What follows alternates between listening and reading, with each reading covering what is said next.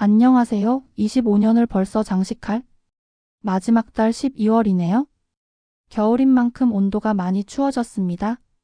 오늘도 건강하시고 행복하세요. 구독, 좋아요, 알림 설정은 큰 힘이 됩니다. 야, 이 머저리 같은 놈들아, 당장 문 안 열어. 내 남편이 누군지 몰라. 어디서 감히 나를 막아. 포항의 뜨거운 햇살이 아스팔트를 녹일 듯이 내리쬐는 오후였습니다. 정정만이 감돌아야 할 해병대 제1사단 인근의 관사 진입로 위병소 앞은 날카로운 여자의 고함으로 찢어질 듯 울렸습니다. 검은색 고급 세단 한 대가 위병소 차단기 바로 앞에 삐딱하게 멈춰 서 있었고, 운전석 문을 벌컥 열고 나온 여자는 비틀거리는 몸짓으로 삿대질을 해대고 있었습니다. 그녀는 이 부대에서 모르는 사람이 없는 존재, 바로 해군 특수전전단, 통칭 UDT의 전설이라 불리는 최무성 소장의 아내 강미희였습니다. 화려한 명품 원피스에 짙은 화장을 한 미희의 얼굴은 붉게 달아올라 있었습니다. 한눈에 봐도 대낮부터 술을 꽤나 마신 상태였습니다. 그녀의 눈은 초점이 흐렸지만 그 안에 담긴 도끼만큼은 선명하게 위병소 근무자들을 향해 꽂혔습니다. 위병소 안에서 상황을 지켜보던 김민준 대위는 깊은 한숨을 내쉬며 모자를 고쳐 썼습니다. 그는 끓어오르는 분노를 억누르며 위병소 밖으로 걸어 나갔습니다. 그는 해병대에서 가장 유능하다는 평가를 받는 중대장이었지만 이 여자 앞에서만큼은 늘 죄인 아닌 죄인이 되어야 했습니다. 사모님, 진정하십시오. 지금은 영내 출입 통제 시간입니다. 그리고 사전에 등록되지 않은 차량이라 신원 확인 절차가 필요합니다. 민주는 최대한 예의를 갖추어 말했지만 미희의 귀에는 그저 건방진 소음으로 들릴 뿐이었습니다. 그녀는 비틀거리며 민준의 앞으로 다가왔습니다. 확 끼쳐오는 알코올 냄새에 민주는 저도 모르게 미간을 찌푸렸습니다. 뭐 신원 확인야, 김민준, 너 지금 나랑 장난하니? 내가 이 부대 안방마님인 거 몰라서 그래. 어디 일개 대위 나부랭이가 사단장급 대우를 받는 내 남편 얼굴에 먹칠을 해. 당장 문 열라고. 미희가 들고 있던 가죽 핸드백으로 민준의 가슴팍을 툭툭 쳤습니다. 폭행이라고 하기엔 약했지만 군인으로서의 자존심을 짓밟기에는 충분한 모욕이었습니다. 주변에 서 있던 어린 해병 초병들의 눈동자가 흔들렸습니다. 그들의 눈에는 존경하는 중대장이 술 취한 민간인에게 모욕당하는 모습이 고스란히 들어왔습니다. 사모님, 취하셨습니다. 댁으로 모셔다 드릴 테니 일단 차 열쇠는 저에게 주십시오. 이 상태로 운전하시면 위험합니다. 민주는 그녀의 손을 제지하려 했지만 미희는 날카로운 비명을 지르며 그의 손을 뿌리쳤습니다. 이거 안 놔. 어딜 감히 몸에 손을 대. 너 이거 성희롱인 거 알아? 내가 오늘 저녁에 남편 들어오면 너부터 옷 벗게 만들 거야. 알아들어? 내 말 한마디면 너 같은 건 당장 내일이라도 영창행이라고. 그녀의 목소리가 어찌나 큰지 지나가던 행인들조차 걸음을 멈추고 쳐다볼 정도였습니다. 미희의 갑질은 하루 이틀 일이 아니었습니다. 남편인 최 소장이 작전 지역에 나가 있거나 훈련으로 부재 중일 때면 그녀는 마치 자신이 지휘관이라도 된 양부대를 휘젓고 다녔습니다. 관사 병사들에게 마트 장보기를 시키는 것은 예사였고, 심지어는 자신의 골프 모임에 병사들을 불러 운전기사 노릇을 시키기도 했습니다. 간부들 또한 예외는 아니었습니다. 휴일에도 호출하여 집안의 전구를 갈게 하거나 키우는 애완견의 목욕을 시키라고 명령하기도 했습니다. 모두가 불만 가득했지만 최 소장의 위세와 그녀의 표독스런 성격 때문에 누구 하나 나서서 제지하지 못하고 속만 끓이고 있었습니다. 하지만 오늘은 도가 지나쳤습니다. 대낮부터 술에 취해 위병소에서 행패를 부리는 것은 명백한 업무 방해이자 군의 기강을 흔드는 일이었습니다. 민준의 인내심도 한계에 다다르고 있었습니다. 그는 주먹을 꽉 쥐었습니다. 손톱이 손바닥을 파고드는 고통으로 이성을 붙잡았습니다. 사모님, 여기는 군사보안구역입니다.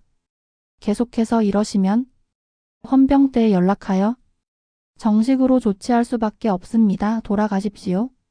민준의 단호한 목소리에 미희는 순간 멈칫하는가 싶더니 이내 표정이 더욱 일그러졌습니다. 감히 아랫사람이라고 여겼던 군인이 자신에게 경고를 했다는 사실을 참을 수 없었던 것입니다. 헌병대 하불러 불러보라고 어디 누가 잡혀가나 보자고 내가 오늘 이 위병소 다 박살 내버리고 들어갈 테니까. 미희는 씩씩거리며 다시 운전석으로 돌아가 시동을 걸었습니다. 엔진 굉음이 위병소를 울렸습니다. 그녀는 정말로 차단기를 들이받을 기세였습니다. 초병들이 겁에 질려 뒷걸음질 쳤습니다. 모두 피해. 민준이 다급하게 외치며 초병들을 밀치는 순간 미희의 차가 굉음을 내며 앞으로 돌진했습니다. 쾅 하는 소리와 함께 위병소의 차단기가 부러져 나갔고 차는 그대로 영내를 향해 엑셀을 밟았습니다. 상황 발생 정문 위병소 차량 강제 돌파 5분 대기조 출동 바람. 민준은 무전기에 대고 소리치며 미희의 차를 향해 달리기 시작했습니다. 술에 취한 그녀가 영내 도로를 질주하다가 훈련 중인 병사들이라도 치게 된다면 돌이킬 수 없는 사고가 터질 것이 뻔했습니다. 부러진 차단기 파편이 바닥에 나뒹굴고 매캐한 타이어 타는 냄새가 진동했습니다. 포항의 평화롭던 오후는 순식간에 아수라장으로 변해버렸습니다. 미희는 핸들을 잡은 채 히스테릭한 웃음을 터뜨렸습니다. 차창 밖으로 스쳐 지나가는 풍경들이 흐릿하게 뭉개졌습니다. 감히 나를 무시해 내가 누군데 다들 내 발밑에 기게 만들어줄 거야. 그녀는 자신이 지금 무슨 짓을 저지르고 있는지 전혀 인지하지 못했습니다. 그저 자신의 기분을 상하게 한 저 건방진 대위와 병사들에게 본때를 보여주겠다는 오기만이 가득했습니다. 하지만 그녀의 질주는 오래가지 못했습니다. 영내 도로는 굽이진 곳이 많았고 술에 취한 그녀의 운동신경은 이미 마비된 상태였습니다. 기익쾅. 연병장 화단 경계석을 들이받고서야 검은 세단은 멈춰 섰습니다. 본넷에서 흰 연기가 피어올랐습니다. 뒤따라온 민준과 5분 대기조 병사들이 차를 에워쌌습니다. 민준은 거친 숨을 몰아쉬며 운전석 문을 열었습니다. 에어백이 터져나온 틈으로 미희가 고통스러운 신음소리를 내고 있었습니다. 이마가 찢어졌는지 붉은 피가 흘러내려 그녀의 진한 화장을 흉측하게 번지게 만들었습니다. 괜찮으십니까? 사모님 의무대 불러. 민주는 그녀가 저지른 짓에 치가 떨렸지만 우선은 사람을 살려야 했습니다. 하지만 그 와중에도 미희는 정신을 차리지 못하고 민준의 멱살을 잡으려 손을 허우적거렸습니다. 너 때문이야. 내가 문만 열어줬어도. 그녀의 뻔뻔함에 주변에 있던 병사들의 표정이 싸늘하게 식었습니다. 그때였습니다. 저 멀리서 검은색 관용차 한 대가 미끄러지듯 다가와 멈춰 섰습니다. 차 문이 열리고 내린 사람은 다름 아닌 최무성 소장이었습니다. 작전회의 도중 급한 보고를 받고 달려온 그의 얼굴은 흑빛이었습니다. 평소 냉철하고 강인하기로 소문난 UDT 지휘관의 눈매가 매섭게 떨리고 있었습니다. 미희는 남편의 모습을 보자마자 갑자기 태도를 돌변했습니다. 그녀는 억지로 눈물을 짜내며 차에서 기어나와 남편을 향해 비틀거리며 걸어갔습니다. 여보, 저 사람들이 저 김대위가 나를 무시하고 차를 막아서 내가 다쳤어요. 저 사람들이 나를 죽이려고 했다고요. 그녀는 피해자 코스프레를 하며 남편의 품에 안기려 했습니다. 평소라면 곤란한 표정으로 그녀를 달랬을 최 소장이었지만 오늘의 분위기는 달랐습니다. 그는 뒷짐을 진 채 차가운 눈으로 아내를 내려다보았습니다. 최 소장의 시선은 부서진 차단기 겁에 질린 병사들 그리고 찢어진 이마에서 피를 흘리면서도 거짓말을 늘어놓는 아내를 차례로 훑었습니다. 그리고 마지막으로 단정하게 군복을 입고 서 있는 김민준 대위를 바라보았습니다. 민준은 흐트러짐 없는 자세로 경례를 올렸습니다. 필승 제1중대장 대위. 김민준 정문 위병소 강제 돌파 상황에 대해 보고 드리겠습니다. 민준의 목소리는 떨리지 않았습니다. 그는 있는 그대로의 사실을 말할 준비가 되어 있었습니다. 하지만 미희는 민준의 말이 끝나기도 전에 악을 썼습니다. 거짓말이야, 다 거짓말이라고. 여보, 내 말 믿지? 저 건방진 놈이 나한테 욕도 했어. 최 소장은 천천히 한 발짝 앞으로 내디뎠습니다.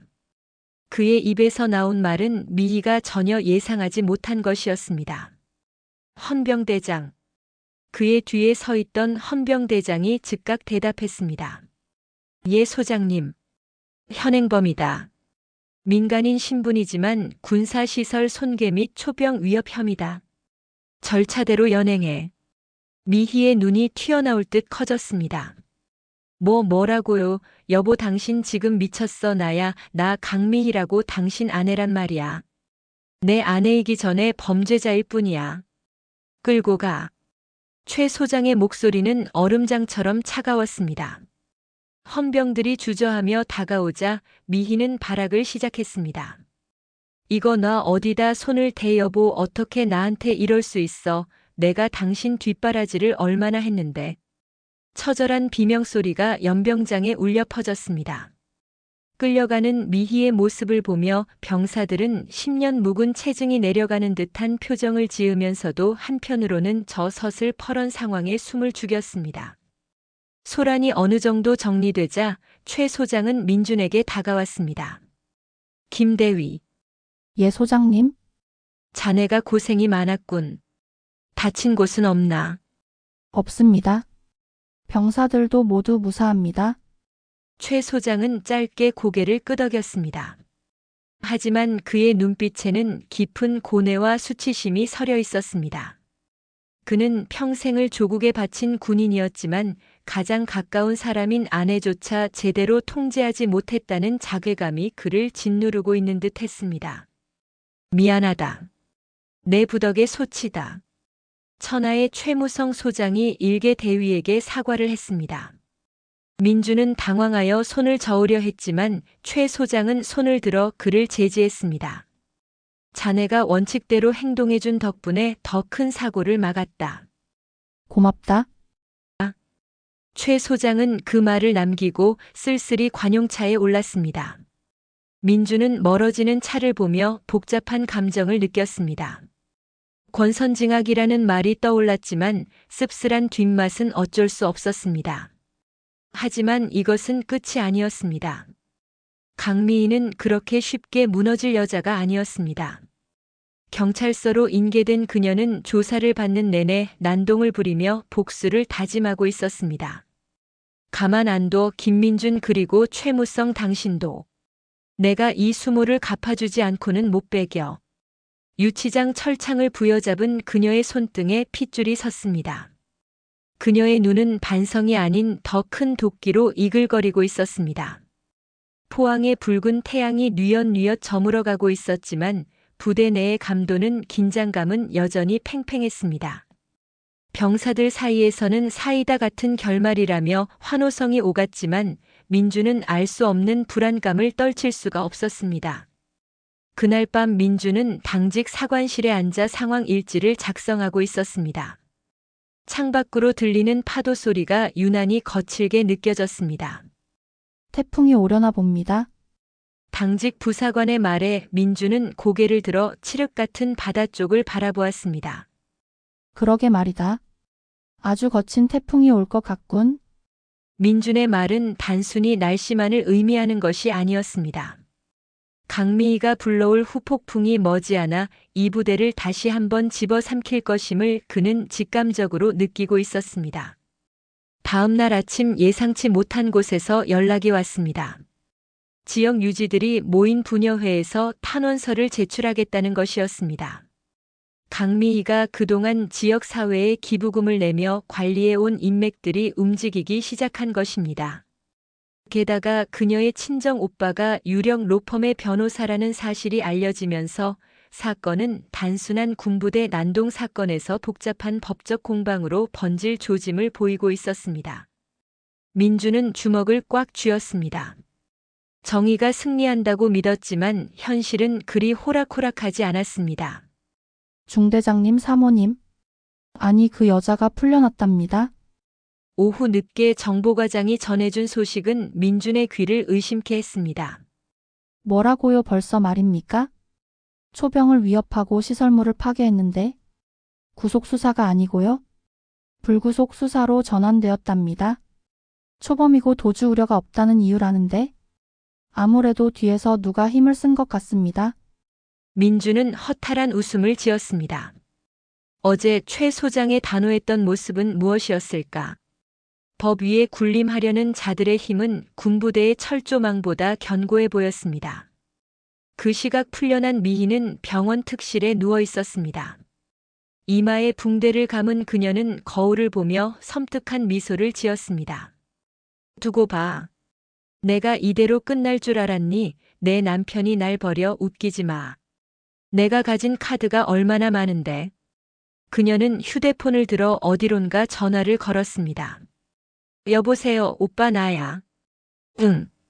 억울해서 죽겠어. 그 군인놈들이 나를. 그래 알았어. 언론사에도 연락해줘. 군인들이 민간인 여자를 집단으로 폭행했다고. 증거 내가 만들면 돼. 통화를 마친 미희의 눈빛은 악마처럼 번들거렸습니다. 그녀는 자신의 잘못을 뉘우치기는커녕 피해자를 가해자로 둔갑시킬 계획을 꾸미고 있었습니다. 거짓과 선동 그리고 가진 자들의 힘을 이용해 민준과 부대를 궁지로 몰아넣을 준비를 마친 것입니다. 진실과 거짓의 싸움은 이제 막 시작되었습니다. 그리고 그 싸움의 한복판에 선 김민준 대위는 거대한 파도 앞에 선 작은 돛담배와 같은 처지였습니다. 하지만 그는 물러설 생각이 없었습니다. 잘못된 건 바로 잡아야 합니다. 그게 군인입니다. 민준은 마음속으로 되뇌며 군화끈을 단단히 조여맸습니다. 포항의 바닷바람이 거세게 불어오고 있었습니다. 다음 날 아침 포항 시내의 한 종합병원 특실. 창문 틈으로 새어 들어오는 햇살이 무색하게 병실 안은 카메라 플래시 터지는 소리로 요란했습니다. 하얀 환자복을 입고 휠체어에 앉은 강미희는 어제와는 전혀 다른 사람이 되어 있었습니다. 헝클어진 머리카락, 화장기 없는 창백한 얼굴, 그리고 목에 두른 깁스까지. 그녀는 완벽한 피해자의 모습이었습니다. 그러니까 사모님 말씀은 단순히 아들에게 줄 반찬을 전해주러 갔는데 군인들이 막아섰다는 겁니까? 지역 신문사 기자의 질문에 미희는 떨리는 손으로 눈물을 훔치며 고개를 끄덕였습니다. 네, 맞아요. 우리 그이가 훈련하느라 고생하니까. 그냥 김치랑 속옷 좀 챙겨주려고 간 건데. 위병소에 있던 그 대위가 저를 보더니 갑자기 욕설을 퍼붓더라고요. 민간인이 어디를 들어오냐면서 제 차를 발로 차고 위협을 가했어요. 너무 무서워서 도망치려다가 그만. 그녀는 말을 잇지 못하고 오열했습니다. 곁에 서 있던 그녀의 친정 오빠이자 법무법인 태산의 대표 변호사인 강혁수가 그녀의 어깨를 감싸 안으며 기자들을 향해 엄숙한 표정으로 말했습니다. 제 동생은 지금 극심한 외상 후 스트레스 장애를 겪고 있습니다. 군대라는 특수한 조직이 힘없는 민간인 여성을 상대로 집단 린치를 가한 것입니다. 이건 명백한 공권력 남용이자 인권 유린입니다. 저희는 가능한 모든 법적 대응을 할 것이며 해당 장교의 파면을 강력히 요구합니다. 기자들은 펜을 바쁘게 놀리며 이 자극적인 소재를 받아 적기에 바빴습니다. 해병대 장교 사단장 부인 집단 폭행 의혹, 갑질 논란. 알고 보니 군의 과잉 진압. 자극적인 헤드라인들이 인터넷 포털 사이트를 뒤덮기 시작했습니다. 진실은 온데간데 없고 오직 자극적인 거짓만이 대중의 분노를 부채질했습니다. 같은 시각 해병대 제1사단 중대장실. 김민준 대위는 책상 위에 놓인 스마트폰을 멍하니 바라보고 있었습니다. 아침부터 쉴 새 없이 울리는 전화, 쏟아지는 악성 문자들. 누군가가 그의 신상을 인터넷에 유포한 것이 분명했습니다. 중대장님, 식사 좀 하십시오. 어제부터 아무것도 못 드셨지 않습니까? 행정관인 최 상사가 걱정스러운 표정으로 식판을 들고 들어왔지만 민주는 고개를 저었습니다. 생각 없다, 애들은? 애들은 좀 어때? 동요하지 않게 잘 관리해줘. 애들이야말로 지금 억울해서 미치려고 합니다. 자기들이 다 봤는데 어떻게 뉴스가 저렇게 나갈 수 있냐고요? 당장 인터넷에 댓글이라도 달겠다는 거. 제가 말렸습니다. 민주는 쓴웃음을 지었습니다. 병사들이 나선다면 상황은 진흙탕 싸움으로 번질 게 뻔했습니다. 군인은 침묵으로 말한다는 옛말이 원망스러울 따름이었습니다. 그때 중대장실 문이 거칠게 열리며 연대장 박태령이 들이닥쳤습니다. 그의 얼굴은 잔뜩 찌푸려져 있었습니다. 야, 김민준. 너 지금 뭐 하고 있어? 인터넷 안 봐? 지금 사단이 난리가 났어. 민주는 자리에서 일어나 경례를 올렸지만 박태령은 손을 휘저으며 고함을 질렀습니다. 경례 따위 필요 없어. 너 대체 일을 어떻게 처리한 거야? 사단장님 사모님을 그 지경으로 만들어 놓고 보고를 그따위로 해. 내가 융통성 있게 처리했으면 될 일 아니야. 연대장님, 저는 규정대로 했을 뿐입니다. 만취 상태로 차량을 돌진하는 민간인을 제지하는 건 위병소장의 정당한 임무 수행입니다. 게다가 사모님은 초병들을 차로 치려고 했습니다. 이 자식이 말대답은 규정? 그놈의 규정이 사람 잡네. 지금 여론이 어떤 줄 알아? 우리 부대 전체가 매도당하고 있다고. 사단장님 입장이 얼마나 난처하신지 생각 안 해? 박태령은 민준의 가슴팍을 삿대질하며 윽박질렀습니다. 그는 진실보다는 자신의 진급과 부대의 안위를 더 걱정하는 전형적인 보신주의자였습니다. 지금 당장 병원 찾아가. 가서 무릎 꿇고 빌어. 오해였다고 내가 과잉 대응했다고 사과문 발표해.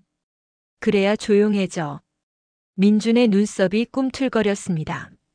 억울함이 목구멍까지 차올랐지만 그는 끓어오르는 분노를 꾹 눌러 담으며 차분하게 그러나 단호하게 입을 열었습니다. 못합니다. 뭐라고? 저는 사과할 수 없습니다. 제가 사과하는 순간 저를 믿고 따랐던 초병들은 죄 없는 민간인을 위협한 깡패가 됩니다. 제 부하들의 명예를 팔아서 제 안위를 챙길 수는 없습니다. 잘못한 건 제가 아니라 음주운전을 하고 부대에 난입한 그분입니다. 박대령의 얼굴이 불그락푸르락 변했습니다. 너 지금 항명하는 거야?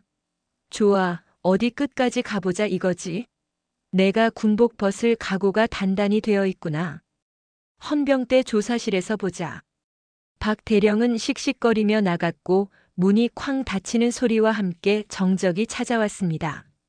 민주는 주먹을 꽉 쥐었습니다.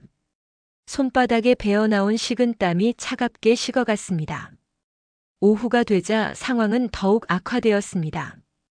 부대 정문 앞에는 여성단체와 인권단체 회원들이 몰려와 피켓 시위를 시작했습니다. 폭력 군인 김민준을 구속하라. 살인 미수 해병대 해체하라. 확성기 소리가 영내까지 울려 퍼졌습니다. 위병소 근무를 서는 병사들의 표정은 침통했습니다. 자신들을 향해 던져지는 계란과 욕설을 묵묵히 받아내야만 했습니다. 그들을 지켜보던 민준의 마음은 찢어질 듯 아팠습니다. 미안하다, 정말 미안하다. 그는 창밖을 보며 작게 은조렸습니다. 그때 그의 휴대전화가 진동했습니다. 발신자 표시 제한. 민주는 잠시 망설이다가 전화를 받았습니다. 여보세요? 김민준 대위인가? 중후하고 낯익은 목소리. 바로 최무성 소장이었습니다. 필승. 사단장님. 목소리 낮춰. 지금 내 전화를 도청하는 귀가 많을지도 모르니. 최 소장의 목소리는 지쳐 보였습니다. 자네가 지금 겪고 있는 고초 내가 다 안다. 박대령이 자네를 압박했다는 것도 들었어. 아닙니다. 견딜만 합니다. 미안하네. 내 아내가 저지른 일 때문에 자네와 자네 부대원들이 이런 수모를 겪게 해서 내가 당장이라도 기자회견을 열고 사실을 밝히고 싶지만 위에서 만류가 심해 군의 명예가 실추된다는 이유로 덮으려고만 하는군. 게다가 내 아내 쪽 변호사가 아주 악질이야. 증거를 조작하고 있어. 최 소장의 한숨 소리가 들려왔습니다. 천하의 특수부대 지휘관도 가족이라는 굴레와 정치적인 압력 앞에서는 무력함을 느끼고 있는 듯 했습니다. 하지만 김대위 조금만 버텨주게. 내가 방법을 찾고 있어. 진실은 반드시 밝혀져야 해. 자네는 절대 사과하지 마. 그건 명령이다. 알겠습니다. 사단장님을 믿습니다. 전화가 끊겼습니다. 짧은 통화였지만 민준에게는 큰 힘이 되었습니다. 적어도 최고 지휘관은 자신의 편이라는 사실이 그를 버티게 하는 유일한 동아줄이었습니다. 하지만 강미희의 공격은 여기서 멈추지 않았습니다. 저녁 뉴스에는 익명의 제보자라는 사람이 등장해 인터뷰를 했습니다. 얼굴을 모자이크 처리하고 음성을 변조한 그는 이렇게 말했습니다. 네, 제가 그 부대 출신인데요. 김민준 대위는 평소에도 병사들을 구타하고 가혹행위를 일삼기로 유명했습니다. 성격이 불같은 사람이라 언젠가 사고 칠 줄 알았습니다. 거짓말이었습니다. 민준은 병사들 사이에서 큰형님으로 불릴 정도로 신망이 두터운 지휘관이었습니다. 하지만 방송이 나가는 순간 대중에게 그는 악마가 되어버렸습니다. 민준은 TV 전원을 꺼버렸습니다. 캄캄한 어둠이 중대장실을 덮쳤습니다. 이대로 무너질 수는 없다. 그는 책상 서랍 깊숙한 곳에서 낡은 수첩 하나를 꺼냈습니다. 임관할 때 썼던 초심이 적힌 수첩. 정의와 자유를 위하여 나는 물러서지 않는다. 그는 그 문구를 손가락으로 쓸어내리며 어둠 속에서 눈을 빛냈습니다. 다음 날 민준은 헌병대 조사실에 앉아 있었습니다. 좁고 밀폐된 공간, 눈을 찌르는 듯한 형광등 불빛. 그의 맞은편에는 헌병 수사관이 거만한 자세로 다리를 꼬고 앉아 서류를 넘기고 있었습니다. 김 대위님 인정하시죠? 당시 감정이 격해져서 사모님 차량을 발로 차고 욕설을 했다는 거. 그런 사실 없습니다. 차량을 멈추기 위해 보닛을 두드린 적은 있지만 발로 차거나 욕설을 한 적은 없습니다. 위병소 CCTV를 확인해 보시면 알 것 아닙니까? 민주는 담담하게 대답했습니다. 그러자 수사관은 코웃음을 쳤습니다. CCTV라. 참 공교롭게도 말이죠. 그날 위병소 CCTV가 점검 중이라 녹화가 안 됐답니다. 하필이면 그 타이밍에 말이죠. 민준의 눈동자가 흔들렸습니다. 그럴 리가 없었습니다. 위병소 CCTV는 24시간 돌아가는 것이 원칙이고 만약 고장이 났다면 즉시 보고가 들어왔을 것입니다. 누군가가 증거를 인멸한 것이 분명했습니다. 그게 말이 됩니까? 위병소 CCTV가 동시에 다 꺼졌다는 게? 로그 기록 확인해 주십시오. 아, 김 대위님. 수사는 우리가 알아서 합니다. 지금 정황 증거와 피해자 진술이 너무 구체적이에요. 그리고 어제 뉴스에 나온 제보자 진술도 있고 상황이 본인에게 아주 불리하게 돌아가고 있다는 거 아시죠? 수사관은 은근히 민준을 압박했습니다. 이미 결론을 정해놓고 끼워 맞추기식 수사를 하고 있다는 느낌을 지울 수 없었습니다. 그냥 인정하고 선처를 구하는 게 빠를 겁니다. 군 생활 계속하고 싶으면요. 위에서 적당히 마무리 짓기를 원한다는 눈치 모르십니까? 민주는 입술을 깨물었습니다. 거대한 벽이 사방을 둘러싸고 조여오는 기분이었습니다. 저는 인정할 죄가 없습니다.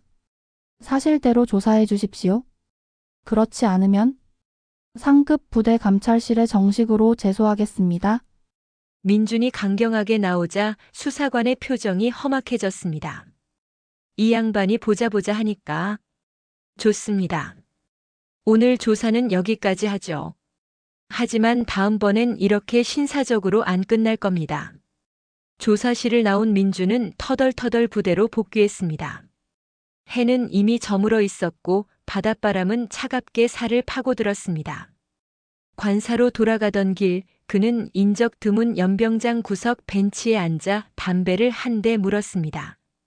그때 어둠 속에서 누군가가 조심스럽게 다가왔습니다. 중대장님. 익숙한 목소리에 고개를 들어보니 사고 당일 위병소 근무를 섰던 박일병이었습니다. 겁에 질린 표정으로 주위를 두리번거리는 박일병의 손에는 무언가가 들려 있었습니다. 박일병, 여긴 어쩐 일이야? 점호 시간 다 됐잖아? 드릴 말씀이 있어서 몰래 나왔습니다. 이거. 박일병은 떨리는 손으로 작은 USB 메모리 하나를 민준에게 내밀었습니다. 이게 뭐지? 그날 CCTV는 꺼진 게 맞습니다. 사실은 사고 직후에 행정관님이 오셔서 서버실 점검한다고 하셨는데 그때 삭제된 것 같습니다. 근데 이건 제 개인 액션캠 영상입니다. 민준의 눈이 커졌습니다. 액션캠? 네. 제가 최근에 근무 설 때 혹시 모를 사고 대비해서 헬멧 옆에 작은 캠을 달아놨었거든요. 규정 위반인 건 알지만 너무 억울해서요. 중대장님이 저희 때문에 누명 쓰시는 거 도저히 못 보겠어서. 박일병의 눈에 눈물이 고여 있었습니다. 민주는 말없이 USB를 받아들었습니다. 그것은 단순한 저장 장치가 아니라 부하가 자신을 믿고 건네준 신뢰이자 희망이었습니다. 고맙다, 정말 고맙다. 박일병, 네가 나를 살렸다. 민주는 박일병의 어깨를 꽉 쥐었습니다. 박일병은 눈물을 닦으며 씩씩하게 대답했습니다. 중대장님은 잘못 없습니다. 저희가 다 압니다. 꼭 이겨주십시오. 박일병이 돌아가고 난 후 민주는 떨리는 마음으로 노트북을 켰습니다. 영상을 확인하는 그의 손에 땀이 쥐어졌습니다. 영상은 흔들렸지만 화질은 선명했습니다. 미희가 차에서 내려 욕설을 퍼붓는 장면, 민준을 핸드백으로 때리는 장면, 그리고 차를 몰고 돌진하는 장면까지 모든 진실이 고스란히 담겨 있었습니다. 특히 미희가 너부터 옷 벗게 만들 거야라고 소리치는 음성까지 생생하게 녹음되어 있었습니다. 이것만 있으면 판을 뒤집을 수 있었습니다. 하지만 민주는 신중해야 했습니다. 섣불리 공개했다가는 상대방이 또 다른 조작으로 대응하거나 증거 자체를 무효화시키려 들 수 있었습니다. 다음 날 민주는 휴가 중인 동기를 통해 믿을 만한 방송국 탐사보도 PD에게 연락을 취했습니다. 강미애 측과 유착 관계가 없는 진실을 파헤치는데 목숨을 거는 PD였습니다. 그리고 며칠 후 사건의 흐름을 바꿀 결정적인 날이 다가왔습니다. 강미애 측이 주최한 대국민 기자회견장이었습니다. 강미희는 여전히 휠체어를 타고 나와 눈물 연기를 펼칠 준비를 하고 있었습니다. 존경하는 국민 여러분, 저는 힘없는 피해자로서 그녀의 연설이 시작되려는 찰나 회견장 뒤편의 대형 스크린이 갑자기 지지직거리더니 화면이 바뀌었습니다. 저게 뭐야? 방송 사고인가? 기자들의 웅성거림 속에 스크린에는 박일병의 액션캠 영상이 재생되기 시작했습니다. 야, 이 머저리 같은 놈들아. 당장 문 안 열어. 병실에서 죽어가던 환자라던 강미희가 표독스럽게 소리 지르는 모습이 대형 화면을 가득 채웠습니다. 그녀가 핸드백을 휘두르고 차로 돌진하는 장면이 나오자 기자회견장은 순식간에 아수라장이 되었습니다. 이거 꺼. 당장 끄란 말이야. 강혁수 변호사가 사색이 되어 소리쳤지만 이미 영상은 인터넷을 통해 실시간으로 중계되고 있었습니다. 휠체어에 앉아있던 강미희는 너무 놀란 나머지 벌떡 일어섰습니다. 누가 이런 짓을. 그 순간 수많은 카메라 플래시가 그녀를 향해 터졌습니다. 하반신 마비가 올 것 같다며 휠체어를 탔던 환자가 두 다리로 멀쩡하게 서 있는 모습이 전국에 생중계되는 순간이었습니다. 회견장 입구에서 정복을 입은 김민준 대위가 당당하게 걸어 들어왔습니다. 그의 뒤에는 최무성 소장이 굳은 표정으로 따르고 있었습니다. 이제 연극은 끝났습니다, 사모님. 민준의 목소리가 회견장에 울려 퍼졌습니다. 마이크를 잡은 그는 카메라를 똑바로 응시하며 말했습니다. 진실은 침몰하지 않습니다. 그리고 명예로운 해병은 거짓 앞에 무릎 꿇지 않습니다. 미희는 다리에 힘이 풀려 주저앉았습니다. 그녀의 오빠 강혁수는 어디론가 다급하게 전화를 걸며 뒷문으로 도망치려 했지만 이미 들이닥친 헌병대 수사관들에게 가로막혔습니다. 최무성 소장이 앞으로 나서 마이크를 잡았습니다. 제 아내의 추악한 행동에 대해 그리고 부대 지휘관으로서 이를 미연에 방지하지 못한 점에 대해 국민 여러분과 피해를 입은 장병들에게 깊이 사죄드립니다. 저는 이 시간부로 모든 직무를 내려놓고 조사에 임하겠습니다. 그리고 그는 민준을 바라보았습니다. 그의 눈에는 미안함과 고마움 그리고 깊은 신뢰가 담겨 있었습니다. 불의에 타협하지 않고 군인의 본분을 지킨 김민준 대위의 명예가 회복되기를 바랍니다. 여론은 순식간에 뒤집혔습니다. 갑질 사모님의 최후 해병대 참군인 김민준. 인터넷은 민준을 옹호하는 글로 도배되었고 강미희와 그녀의 오빠 그리고 사건을 덮으려 했던 부대 내 관련자들에 대한 비난이 빗발쳤습니다. 하지만 싸움은 아직 완전히 끝나지 않았습니다. 궁지에 몰린 쥐는 고양이를 무는 법. 강혁수 변호사는 자신의 모든 인맥을 동원해 법적 공방을 예고했고 군 내부에 보이지 않는 세력들도 민준을 눈엣 가시로 여기기 시작했습니다. 그날 밤 민준은 텅 빈 연병장을 걸으며 밤하늘을 올려다보았습니다. 별들이 유난히 밝게 빛나고 있었습니다. 이제 시작이다. 그는 스스로에게 다짐했습니다. 이 사건을 계기로 군 내부에 썩어빠진 환부를 도려내고 진짜 군인이 대우받는 세상을 만들겠다고. 그의 굳게 담은 입술 위로 결연한 의지가 서렸습니다. 그리고 저 멀리 어둠 속에서 누군가 그를 지켜보는 시선이 느껴졌습니다. 아직 드러나지 않은 더 큰 음모의 그림자가 서서히 다가오고 있었습니다. 여론의 반전은 달콤했지만 그 뒤끝은 쓰디썼습니다.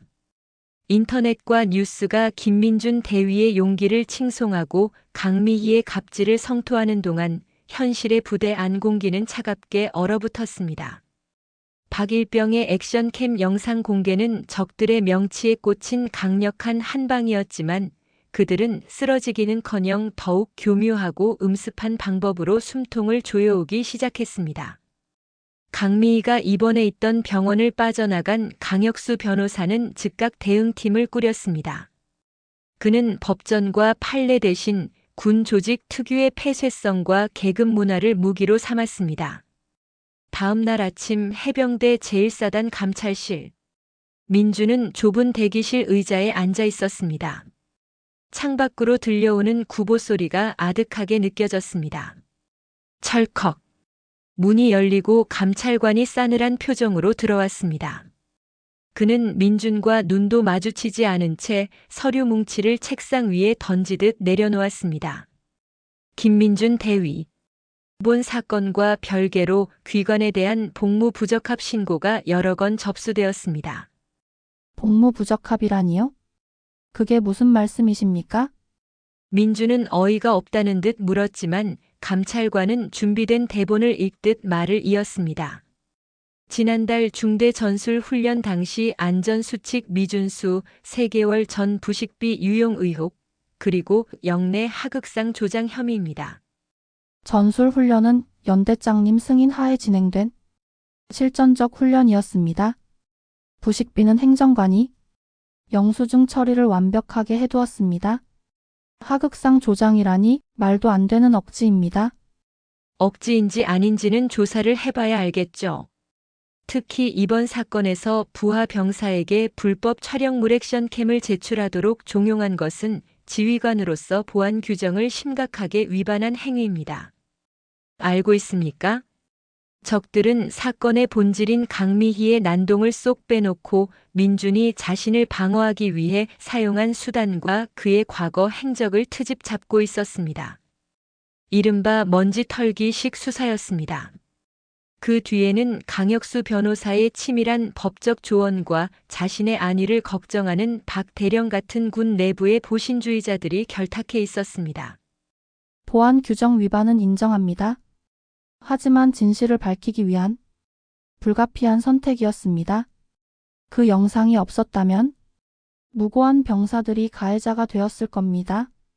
동기는 참작하겠지만 규정은 규정입니다. 김민준 대위, 금일부로 보직 해임입니다.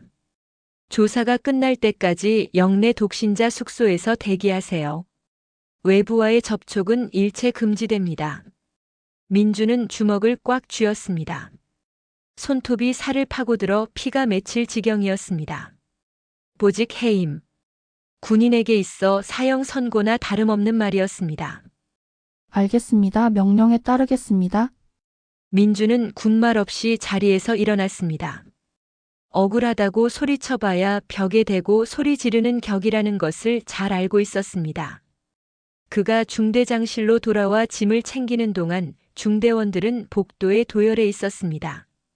평소 호랑이 같던 행정관 최 상사의 눈시울이 붉어져 있었습니다. 중대장님, 이렇게 가시면 안 됩니다. 저희가 탄원서라도 쓰겠습니다. 하지 마십시오. 지금 너희들이 움직이면 오히려 내 입장이 난처해진다. 동요하지 말고 훈련에 열중해. 그게 나를 돕는 길이다. 민주는 애써 담담하게 말하며 상자를 들었습니다. 병사들은 흐르는 눈물을 닦으며 거수 경례를 올렸습니다. 필승! 우렁찬 경례 구호가 복도를 울렸지만 민준의 발걸음은 무거웠습니다. 숙소로 돌아온 그는 휴대폰마저 압수당한 채 철저히 고립되었습니다. TV도 인터넷도 없는 방 안에서 그는 벽시계의 초침 소리만을 들으며 분노를 사겨야 했습니다. 한편 강혁수는 언론 플레이의 방향을 틀었습니다. 정의로운 내부 고발자라는 프레임을 깨기 위해 민준을 영웅 심리에 취한 독단적 장교로 몰아갔습니다. 인터넷 댓글 부대가 동원되어 여론을 흐리기 시작했습니다. 사실 김 대위가 평소에 사모님한테 감정이 안 좋았다더라.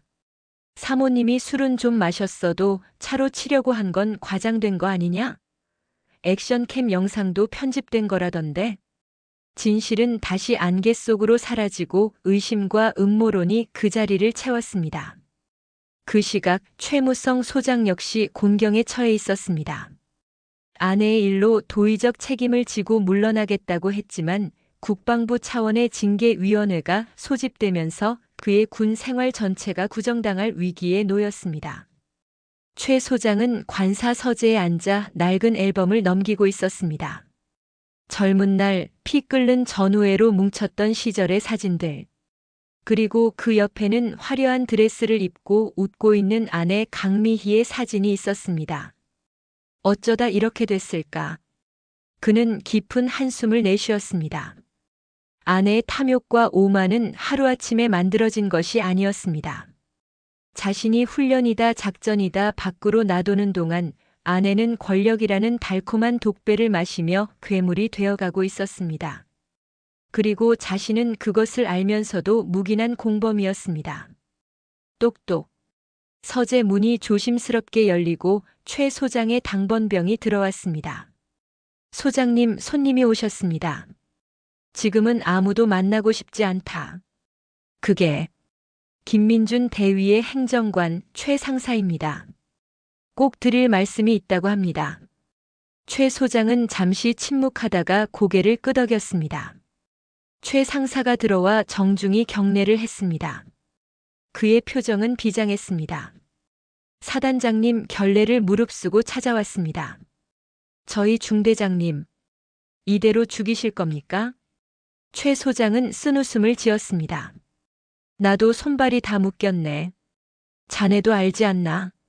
알고 있습니다. 하지만 방법이 아주 없는 것은 아닙니다. 중대장님이 보직 해임당하기 직전 저에게 남기신 말이 있습니다. 최 상사는 품 안에서 꼬깃꼬깃한 쪽지 하나를 꺼내 최 소장 책상 위에 올려놓았습니다. 거기에는 짧은 문장 하나가 적혀 있었습니다. CCTV는 삭제된 것이 아니라 백업 서버에 복사되어 있을 겁니다. 보안 대장 박중령을 찾으십시오. 최 소장의 눈이 번쩍 뜨였습니다. 김민준 대위가 숙소에 감금된 지 3일째. 포항 오천읍의 밤거리는 여전히 네온사인으로 번쩍였지만 해병대 간부들이 즐겨 찾던 술집 골목은 을씨년스러울 정도로 조용했습니다.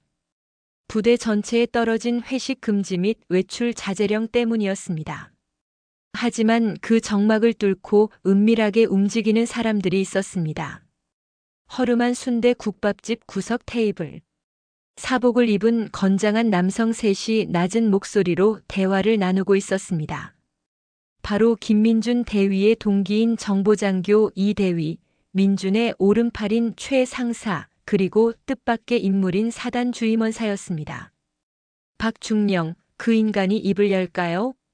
강혁수 변호사 라인 타서 진급하려고 눈이 시뻘건 사람인데. 이 대위가 소주잔을 기울이며 말했습니다. 그의 얼굴에는 근심이 가득했습니다. 주임원사가 깍두기를 씹으며 걸걸한 목소리로 대답했습니다. 박중령은 겁쟁이야. 강한 놈한테는 약하고 약한 놈한테는 강하지. 지금은 강 변호사가 동아줄인 줄 알지만 그 줄이 썩은 동아줄이라는 걸 알면 누구보다 먼저 배신할 놈이지. 그걸 어떻게 증명합니까?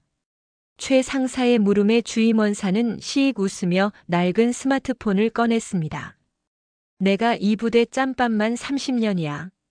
박중령이 예전에 부대 시설 공사 입찰 때 리베이트 받아먹은 증거 내가 쥐고 있거든. 그동안은 전우랍시고 덮어줬지만 이번엔 선을 넘었어. 죄 없는 후배놈을 제물로 바치는 꼴은 내 눈에 흙이 들어가도 못 봐. 세 사람은 결의에 찬 눈빛을 교환했습니다. 그들은 알고 있었습니다. 이것은 단순한 진실 규명이 아니라 군인의 명예를 건 전쟁이라는 것을. 다음 날 새벽 최 소장의 호출을 받은 박중령이 사단장실로 불려갔습니다. 직무 정지 상태였지만 사단장이라는 계급이 주는 위압감은 여전했습니다. 박중령. 위병소 CCTV 원본 어디 있나? 최 소장의 단도직입적인 질문에 박중령의 동공이 흔들렸습니다. 소장님. 말씀드렸다시피 그날 시스템 오류로. 쾅. 최 소장이 책상을 내리쳤습니다. 거짓말하지 마. 자네가 강혁수 변호사 사주를 받고 삭제 명령 내린 거 로그 기록에 다 남아있어.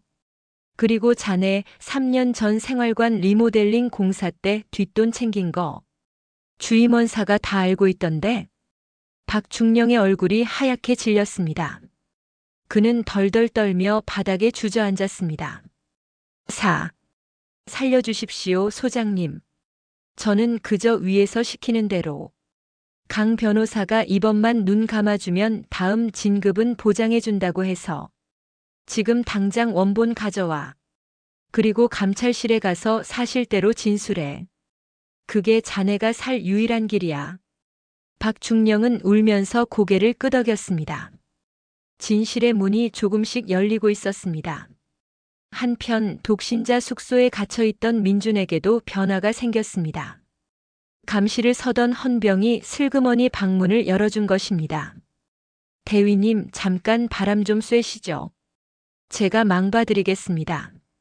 평소 민준을 존경하던 후배 헌병이었습니다. 민준은 고맙다는 눈인사를 하고 옥상으로 올라갔습니다. 시원한 바닷바람이 답답했던 가슴을 뚫어주는 듯 했습니다. 저 멀리 형산강 너머로 포스코의 불빛이 아른거렸습니다. 아직 끝나지 않았다. 민준은 난간을 잡고 다짐했습니다. 그때 어둠 속에서 누군가가 다가왔습니다. 누구냐? 민준이 경계하며 물었습니다. 접니다, 중대장님. 정보장교 이대위였습니다. 그는 주위를 살피며 민준에게 다가와 작은 USB 하나를 쥐어주었습니다. 박중령이 불었습니다. CCTV 원본입니다. 그리고 강 변호사가 부대 간부들을 매수하려 했던 통화 녹취록까지 확보했습니다. 주임원사님이 큰일 하셨습니다. 민주는 USB를 손에 쥐고 하늘을 올려다보았습니다. 혼자가 아니었습니다. 그가 지켜온 신념이 전우들의 의리가 되어 돌아온 것입니다. 고맙다, 정말 고맙다. 내일 징계위원회가 열립니다. 거기서 이걸 터뜨리셔야 합니다. 하지만 조심하십시오. 저들은 마지막 발악을 할 겁니다. 이 대위는 다시 어둠 속으로 사라졌습니다. 민주는 손에 쥔 차가운 금속성의 감촉을 느끼며 다가올 최후의 결전을 준비했습니다. 그날 밤 민주는 잠을 이루지 못했습니다. 내일이면 군복을 벗게 될지도 아니면 다시 명예를 찾게 될지도 모르는 운명의 날이었습니다.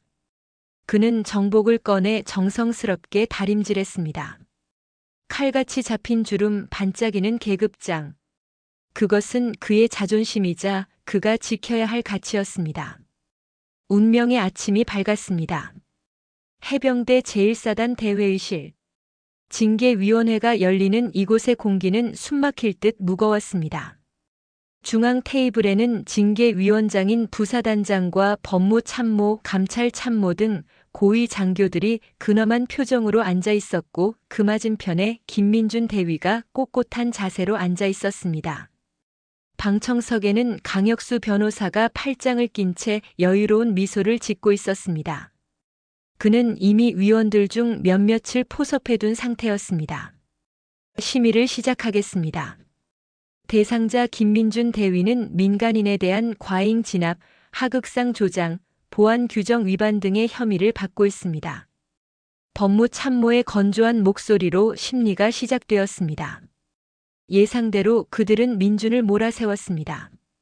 피해자 강미애 씨는 당시 공포심에 질려 우발적인 행동을 했다고 주장합니다.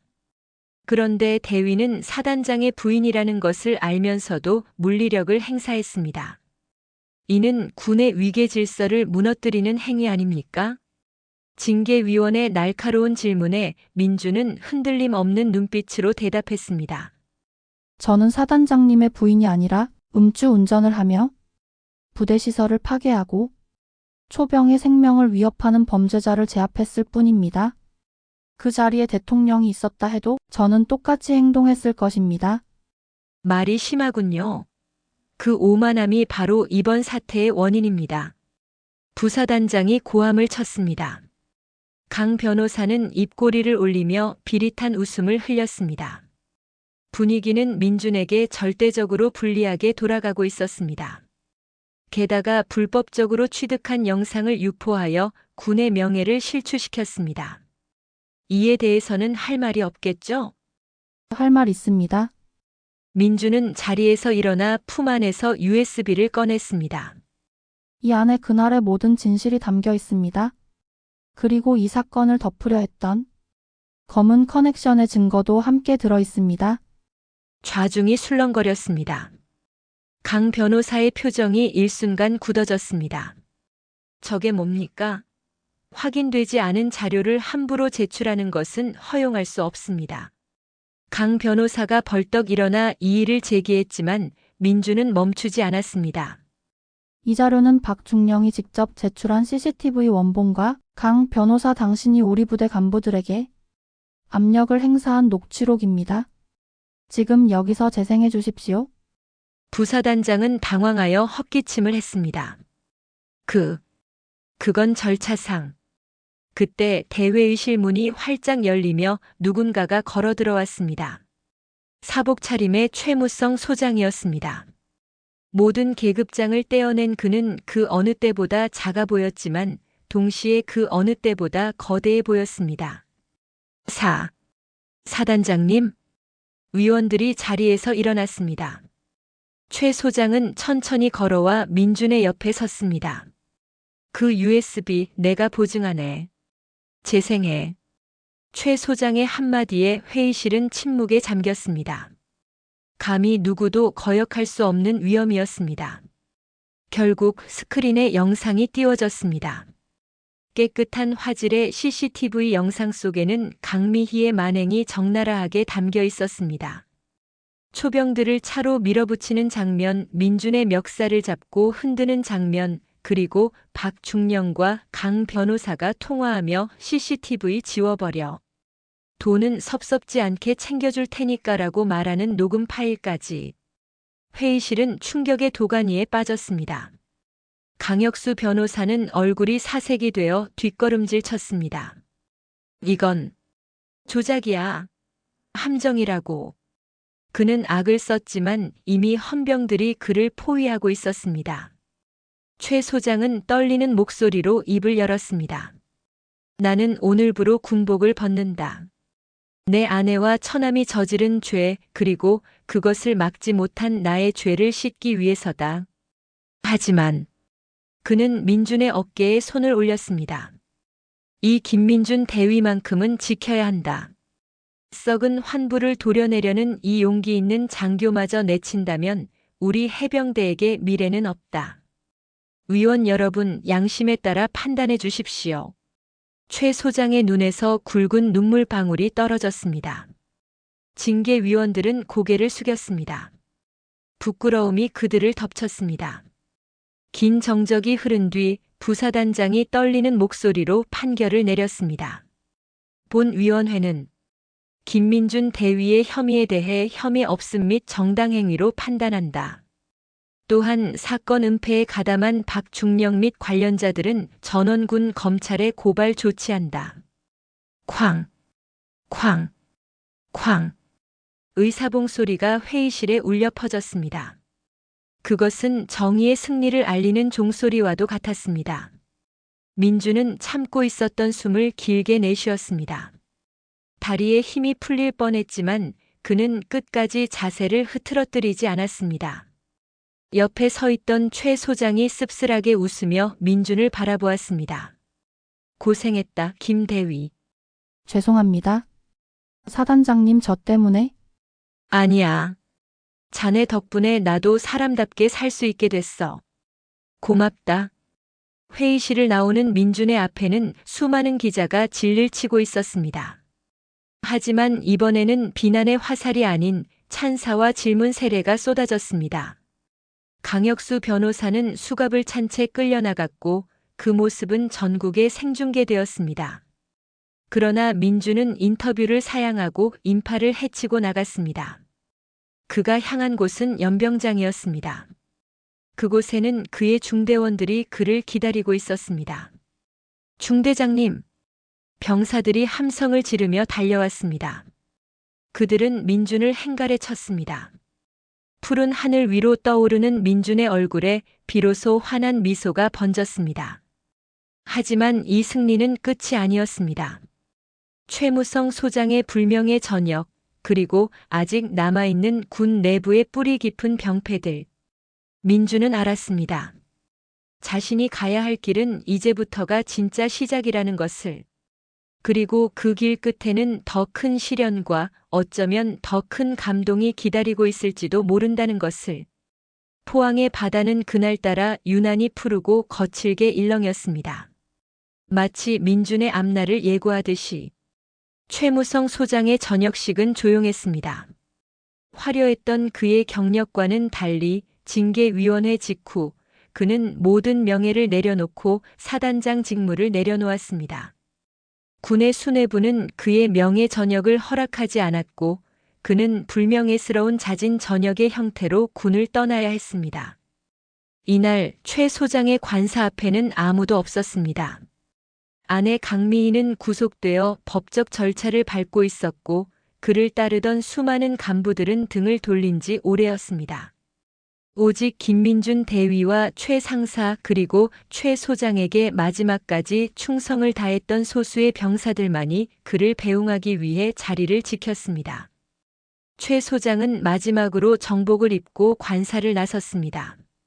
가슴에서 떼어낸 소장 계급장의 흔적이 하얗게 남아 그의 어깨를 더욱 무겁게 보이게 했습니다. 소장님 경례. 민준이 힘찬 구령을 외치자 남아있는 이들이 일제히 거수 경례를 올렸습니다. 필승. 고생하셨습니다. 최 소장은 묵묵히 경례를 받았습니다. 그의 눈가에 이슬이 맺혔습니다. 김대위. 자네 덕분에 나는 군복을 벗지만 적어도 군인의 명예는 지킬 수 있었네. 고맙다. 아닙니다. 소장님의 용기가 저희 모두를 살렸습니다.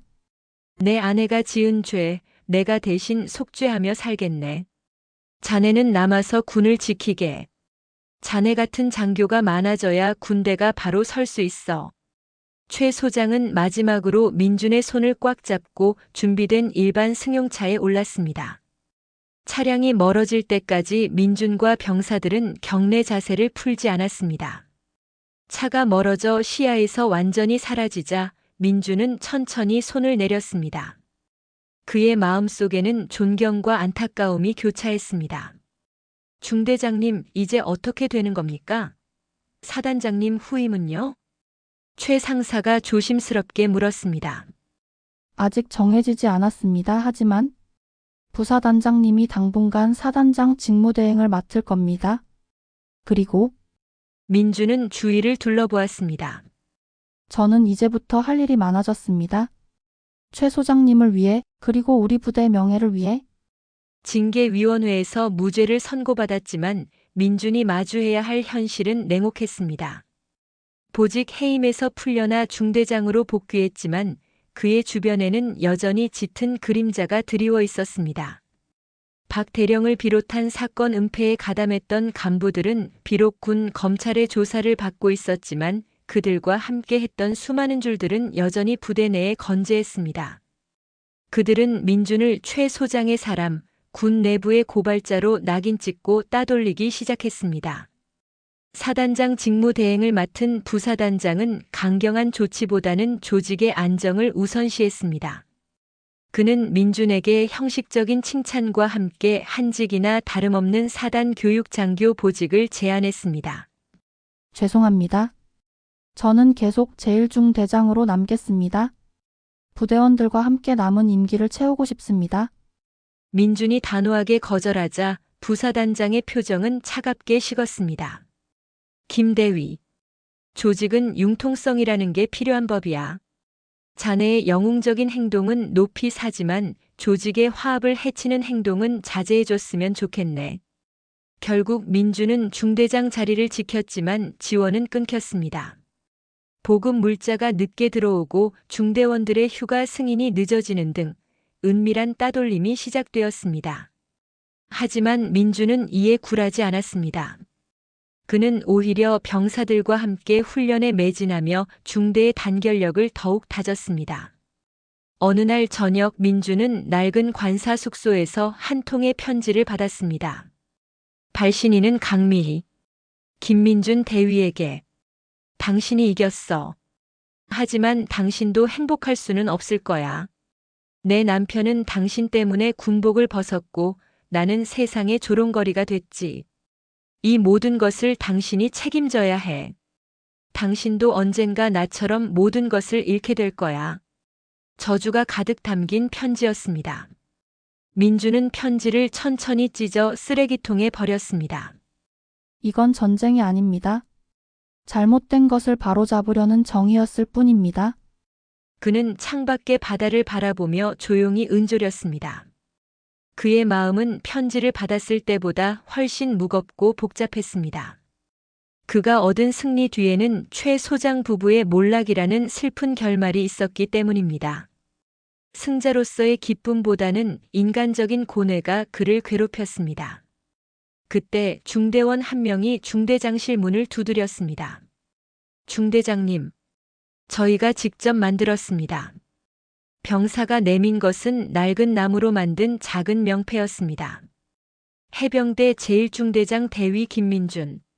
투박하지만 정성이 가득 담긴 명패였습니다. 이걸 왜? 중대장님은 저희의 영원한 중대장님이십니다. 어떤 높은 자리에 가셔도 이 중대를 잊지 말아 주십시오. 병사들의 눈빛에는 진심 어린 존경심이 담겨 있었습니다. 민주는 명패를 받아들고 울컥 치밀어 오르는 감정을 억누르려 고개를 숙였습니다. 고맙다, 정말 고맙다. 민주는 알았습니다. 세상의 시선이나 계급이 주는 힘보다 진심으로 자신을 따르는 이들의 믿음이 얼마나 소중하고 강력한 것인지. 그는 이 소중한 믿음을 지키기 위해서라도 이 싸움을 멈출 수 없다고 다시 한번 다짐했습니다. 그는 이제 개인의 명예를 넘어 진정한 군의 개혁을 꿈꾸기 시작했습니다. 하지만 그 길은 험난하고 외로울 것이 분명했습니다. 김민준 대위는 징계위원회 이후 부대 내에서 두 가지 상반된 존재가 되었습니다. 병사들에게는 전설적인 영웅, 하지만 구태를 지키려는 간부들에게는 경계 대상 1호였습니다. 그의 중대는 모범 중대가 되었지만 그와 직접적으로 접촉하는 간부들은 줄어들었습니다. 박 대령과 같은 주요 인물들이 군 검찰 조사를 받으면서 일시적으로 긴장감이 감돌았지만 그 빈자리는 또 다른 보이지 않는 손들이 채워나갔습니다. 민주는 자신이 해야 할 일이 무엇인지 분명히 알고 있었습니다. 최 소장이 못다 이룬 군 내부의 불합리한 문화를 청산하는 것이었습니다. 그는 작게 시작했습니다. 중대 내의 불합리한 관행, 보고 체계의 투명화, 그리고 가장 중요한 갑질 재발 방지를 위한 시스템 구축이었습니다. 자유수리함 설치 익명으로 부조리 신고를 할 수 있도록 모든 생활관에 설치한다. 중대장에게 직접 보고된다. 모든 훈련 과정, 병사들의 의견을 수렴한다. 지휘관의 일방적인 명령이 아닌 소통을 통해 결정한다. 그의 중대는 빠르게 변화했습니다. 병사들의 사기는 하늘을 찔렀고 전투력은 눈에 띄게 향상되었습니다. 하지만 이 변화는 주변 부대의 간부들에게는 불편한 시선으로 다가왔습니다. 김대위, 너무 튀는 거 아니야? 다른 중대는 뭐가 돼? 병사들 비위만 맞추다가 기강 다 해이해진다. 음해와 비난이 들끓었지만 민주는 묵묵히 자신의 길을 걸었습니다. 그러던 어느 날 민주는 사단 교육 장교로 전출간 동기 이 대위로부터 은밀한 정보를 입수했습니다. 민준아, 조심해야 해. 너를 흠집 내려고 사단 차원에서 움직이고 있어. 무슨 소리야? 징계위원회 결과까지 나왔는데? 징계위원회는 끝났지만 군의 명예라는 이름으로 너를 제거하려는 세력이 있어? 네가 너무 많은 진실을 알고 있다는 게 문제야? 특히 강혁수 변호사의 뒤를 봐주던 윗선이 너를 조직의 암으로 규정했어? 이 대위의 말은 충격적이었습니다. 그는 민준을 조직적으로 고립시키려는 움직임에 대해 상세히 설명했습니다. 민준이 중대장 직무를 수행하면서 발생시킨 사소한 행정 실수를 수집하고 병사들 중 불만을 가진 이를 찾아내 증언을 조작하려는 시도까지 있었습니다. 민준은 깊은 고민에 빠졌습니다. 이대로 가다가는 또다시 누명을 쓰고 군복을 벗을 수도 있었습니다. 그는 이길 수 없는 싸움은 피해야 한다는 것을 알면서도 멈출 수는 없었습니다. 방법이 없을까? 저들의 움직임을 미리 파악할 수 있는 방법 하나 있어. 사단장실 비밀 금고 거기에 전임 사단장들이 남긴 정치 장부가 있다는 소문이 있어. 군 내부의 검은 거래와 관련된 모든 기록이 담겨 있을 거야. 그걸 확보하면 너를 공격하는 배후 세력을 역으로 공격할 수 있어. 민주는 망설였습니다. 사단장실 금고를 노리는 것은 명백한 보안 위반이자 군형법 위반이었습니다. 하지만 이대로 당하고 있을 수는 없었습니다. 어디에 있지? 전임 최 소장님의 서재에 있었던 관사 금고와 비슷한 형태라는 것만 알아 하지만 지금 부사단장 직무대행이 그 금고를 지키고 있어? 아마 그 안에 뭔가 있다고 생각하는 것 같아? 민주는 이 정보를 듣고 계획을 세우기 시작했습니다. 최 소장이 떠나기 전 그와 나누었던 마지막 대화가 떠올랐습니다. 김대위. 진실은 숨길 수 없지만 진실을 지키는 것은 용기가 필요하네. 내가 못다한 일 자네가 마무리해주게. 그는 최 소장이 말했던 마무리할 일이 바로 이 정치장부 확보임을 직감했습니다. 그날 밤 민주는 최 상사와 함께 비밀리에 작전을 준비했습니다. 목표는 사단장실 금고. 군인이 금고를 터는 아이러니한 상황이었지만 그 금고 안에 담긴 것이 군의 정의를 지키는 열쇠라는 믿음이 그들을 움직였습니다. 최 상사, 우린 지금 명백한 규정 위반을 하는 겁니다. 걸리면 둘 다 영창입니다. 괜찮겠습니까? 최 상사는 군모를 고쳤으며 단호하게 대답했습니다. 중대장님, 저는 평생 군복을 입고 살았습니다. 하지만 이번 일 겪으면서 알았습니다. 군복을 입는 이유가 계급장 자랑하라고 입는 게 아니라는 걸요? 부하가 중대장님을 믿고 따르듯 저도 중대장님을 믿습니다. 함께 가겠습니다. 달빛조차 없는 칠흑 같은 밤. 민준과 최 상사는 사단 본부 건물을 향해 조심스럽게 움직였습니다. 군화 소리마저 죽인 채 그들은 조용히 어둠 속으로 스며들었습니다. 그들의 어깨 위에는 군복의 무게가 아닌 정의를 향한 무거운 책임감이 얹혀 있었습니다. 사단 본부 건물은 밤이 되자 더욱 거대하고 위압적으로 느껴졌습니다. 민준과 최 상사는 비상계단을 이용해 사단장실이 있는 층으로 잠입했습니다. 다행히 직무대행 체제라 경계가 느슨했지만 곳곳에 설치된 감지기와 CCTV를 피하는 것은 쉽지 않았습니다. 잠깐 저기 감지기 최 상사, 저쪽 전기 배선도를 확인해 주십시오. 최 상사는 무전기로 지시를 내리는 민준의 지시에 따라 빠르게 움직였습니다. 민준은 특수부대 출신인 최 소장의 아내 사건을 겪으면서 보안 시스템에 대한 지식을 꼼꼼히 익혀두었습니다. 중대장님, 30초 안에 전원 차단 가능합니다. 좋습니다. 30초 안에 금고를 열어야 합니다. 내가 맡겠습니다. 최 상사는 복도 감시를 맡아주십시오. 최 상사가 전원을 차단하자 복도는 순식간에 암흑에 잠겼습니다. 민주는 사단장실 문을 능숙하게 열고 들어갔습니다. 손전등 불빛에 의지해 서재 안쪽의 금고를 찾았습니다. 예상대로 벽 안쪽에 숨겨진 금고가 나타났습니다. 금고는 최 소장이 쓰던 것과 같은 모델이었고 민주는 최 소장이 평소 중요하게 생각하던 암호를 떠올렸습니다. 그것은 다름 아닌 해병대 창설 일자였습니다. 철컥. 금고가 열리는 소리가 어둠 속에서 유난히 크게 울렸습니다. 민주는 재빨리 손전등을 비추었습니다. 금고 안에는 두꺼운 장부 몇 권과 USB 메모리 몇 개가 들어 있었습니다. 찾았다. 그는 장부와 USB를 가방에 챙겨 넣으려는 순간 사단장실 문이 열리는 소리가 들렸습니다. 누구야? 거기서 뭐 하는 거야? 직무대행인 부사단장이었습니다. 그는 당직 사관의 비상보고를 받고 달려온 듯 했습니다. 그의 손에는 권총이 들려 있었습니다. 움직이지 마십시오. 부사단장은 당황했지만 이내 민준을 향해 총을 겨누었습니다. 김민준, 내가 감히 사단장실에 침입을 해? 너 이대로 현장에서 사살돼도 아무도 뭐라고 안 해. 당장 그 가방 내려놔. 민준은 침착했습니다. 그는 가방을 내리는 대신 손전등을 들어 부사단장의 눈을 향해 비추었습니다.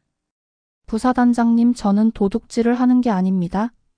이 안에 있는 것이 뭔지 아시지 않습니까? 이 부대를 좀먹어 온 검은 기록들입니다. 닥쳐. 내까짓 게 뭔데 군을 심판해. 조직의 명예를 실추시키는 건 너야. 모든 게 너 때문에 망가졌어. 부사단장은 분노에 차서 외쳤습니다. 그의 목소리에는 두려움이 섞여 있었습니다. 민준이 그 장부를 확보하는 순간 자신의 치부도 드러날 것을 알고 있었기 때문입니다. 저를 쏘시겠다면 쏘십시오. 하지만 제가 죽더라도 이 장부는 이미 안전한 곳으로 복사되어 있습니다. 이 부대의 비리가 세상에 알려지는 건 시간 문제일 뿐입니다. 민주는 허세를 부렸습니다. 실제로는 아직 복사할 시간이 없었지만 부사단장을 압박하기 위해 던진 말이었습니다. 그 순간 최 상사가 뒤에서 나타나 부사단장의 팔을 강하게 꺾었습니다. 중장님, 정신 차리십시오. 이럴수록 더 큰 죄를 짓는 겁니다. 권총이 바닥에 떨어지며 둔탁한 소리를 냈습니다. 민주는 재빨리 권총을 집어들고 부사단장을 제압했습니다. 부사단장님, 이제 모든 것이 끝났습니다. 이 장부를 확인하십시오. 당신도 이 안에 엮여 있지 않다는 보장이 없습니다. 민주는 금고에서 꺼낸 장부 한 권을 부사단장 앞에 던졌습니다. 떨리는 손으로 장부를 펼쳐든 부사단장의 얼굴은 점점 창백해졌습니다.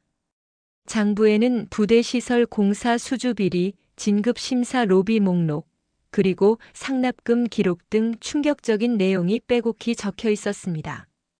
그 안에는 부사단장 자신의 이름과 그가 강혁수에게 받은 금품 액수까지 적혀 있었습니다. 아, 안 돼. 이게 정말. 부사단장은 절망했습니다. 자신이 그토록 지키려 했던 조직의 명예 뒤에는 이처럼 썩어빠진 부패가 숨어 있었다는 사실에 몸서리쳤습니다. 부사단장님, 이제 선택하셔야 합니다. 이 부패를 숨긴 채 영창에 가시겠습니까? 아니면 진실을 밝히고 속죄의 길을 선택하시겠습니까? 민준의 목소리는 단호했지만 설득력이 있었습니다. 부사단장은 눈물을 흘리며 고개를 떨구었습니다. 내가 죄를 지었네. 내가 눈이 멀었어. 김대위, 자네 말대로 하겠네. 이날 새벽 사단장실 금고에서 나온 장부는 군 검찰로 넘겨졌습니다. 부사단장은 자수서를 작성하고 모든 진실을 털어놓았습니다. 장부에 기록된 간부들의 이름은 수십 명에 달했고 그 여파는 군 전체를 뒤흔들었습니다. 박 대령을 비롯한 사건 은폐 가담자들은 물론 그 위에 있던 고위층까지 줄줄이 구속되거나 징계를 받았습니다. 김민준 대위는 다시 한번 언론의 주목을 받았습니다. 하지만 이번에는 단순한 영웅이 아니었습니다. 그는 군 개혁의 상징이 되었습니다. 그러나 민주는 이 모든 스포트라이트를 뒤로하고 중대원들과 함께 포항의 해변을 달리고 있었습니다. 그의 중대원들은 그 어떤 엘리트 부대보다 강하고 단결되어 있었습니다. 중대장님, 이젠 정말 다 끝난 겁니까? 최 상사의 물음에 민주는 멈춰서서 떠오르는 해를 바라보았습니다. 아닙니다. 이제야 겨우 썩은 부분을 도려냈을 뿐입니다. 진짜 군인을 만드는 일은 이제부터 시작입니다. 그의 눈빛은 강렬했습니다. 그는 이제 한 중대의 지휘관을 넘어 군 개혁을 이끌어야 할 숙명을 짊어지게 된 것입니다. 군 내부의 대대적인 숙청 작업이 진행되는 동안 해병대 제1사단은 폭풍우가 휩쓸고 간 뒤의 고요함 속에 잠겨 있었습니다. 많은 간부들이 자리를 비웠고 혼란 속에서도 질서를 유지하는 것은 김민준 대위와 그를 따르는 젊은 장교들 그리고 주임원사를 비롯한 참군인들의 몫이었습니다. 김민준 대위는 이제 단순한 중대장이 아니었습니다. 그는 군내 부패와 싸워 이긴 정의의 상징이었으며 새로운 군대의 비전을 제시하는 젊은 리더로 떠올랐습니다. 그의 이름은 전국에 알려졌고 젊은이들 사이에서는 민준처럼 되자는 말이 유행처럼 번졌습니다. 어느 날 아침 중대장실에 앉아 행정 업무를 처리하던 민준에게 한 통의 전화가 걸려왔습니다. 발신인은 다름 아닌 최무성 전 소장이었습니다. 소장님, 김대위 잘 지내고 있나? 자네 덕분에 이 늙은이도 마음 편히 살고 있네. 최 소장의 목소리에서는 전에 없던 평온함이 느껴졌습니다. 아내분은 좀 어떠십니까? 강미는 자신의 잘못을 진심으로 뉘우치고 있어 죗값을 치르는 중이지만 그 과정을 통해 스스로를 돌아보고 있더군. 내가 해줄 수 있는 건 그저 지켜보는 것뿐이네. 최 소장은 긴 침묵 끝에 중요한 이야기를 꺼냈습니다. 김대위, 국방부에서 연락이 왔네. 자네를 곧 국방개혁 추진단의 핵심 인력으로 발탁하려 한다는군. 이 거대한 개혁의 파도를 이끌어달라는 요청일세. 민주는 숨을 들이마셨습니다. 그것은 그가 중대장실에서 꿈꿔왔던 상상이 현실이 되는 순간이었습니다. 저는 부족합니다. 소장님 같은 분께서 해주셔야. 아니, 자네가 해야 해. 나는 실패했네. 아내의 욕망을 제어하지 못하고 부대의 부패를 알면서도 묵인했지. 자네는 달랐네. 홀로 거대한 악에 맞서 싸웠고 가장 낮은 곳에 있는 병사들의 믿음을 얻었어. 새로운 군대는 자네 같은 사람의 손으로 만들어져야 해. 명령이다. 군복을 벗지 마. 그리고 더 높이 올라가서 진짜 군인의 가치가 무엇인지 보여주게. 알겠습니다. 소장님의 뜻을 받들겠습니다. 민주는 전화를 끊고 자리에서 일어났습니다. 그의 눈빛은 흔들림 없었습니다. 그는 이제 한 중대의 대위가 아닌 군의 미래를 짊어질 책임감을 느끼고 있었습니다. 며칠 후 민주는 중대원들을 연병장에 집결시켰습니다. 포항의 바닷바람이 거세게 불어와 해병들의 붉은 명찰을 펄럭이게 했습니다. 오늘부로 나는 이 중대를 떠난다. 민준의 말에 병사들은 술렁거렸습니다. 하지만 기억해라. 너희들은 이 세상의 어떤 억압과 부패 앞에서도 당당히 맞설 수 있는 용기를 가졌다. 우리는 진실을 위해 싸웠고 승리했다. 너희 한 명 한 명이 바로 해병대의 미래이고 이 나라의 정의다. 그는 벅차오르는 감정을 억누르며 말을 이었습니다. 나는 이제 더 높은 곳에서 너희들이 싸우지 않아도 되는 군대를 만들겠다. 낡은 관습과 부패의 그림자가 드리워지지 않는 오직 사명과 명예만이 존재하는 군대를 만들겠다. 그때까지 이 중대를 굳건히 지켜라. 최 상사가 울먹이며 앞으로 나섰습니다. 중대장님, 저희는 영원히 중대장님을 따르겠습니다. 따르지 마라. 너희는 그 누구도 아닌 너희 자신과 너희의 명예만을 따라야 한다. 그리고 약속해라. 너희 중대원이 부당한 대우를 받는다면 내가 했던 것처럼 용기를 내서 맞서 싸우겠다고. 약속하겠습니다. 수많은 해병들이 우렁찬 목소리로 외쳤습니다. 민주는 마지막으로 그들에게 거수 경례를 올렸습니다. 필승. 중대원들 덕분에 나는 이길 수 있었다. 고맙다. 그리고 그는 중대원들 사이를 뚫고 걸어 나갔습니다. 그의 뒷모습은 당당하고 늠름했습니다. 그가 떠나던 날 오후 포항 시내의 한 작은 식당. 민주는 최 소장과 단둘이 마주 앉았습니다. 최 소장은 술 대신 따뜻한 국밥을 앞에 두고 있었습니다. 김대위, 국밥 참 맛있지 않나? 화려한 음식보다 이게 최고야. 네, 소장님. 나도 이제야 깨달았네.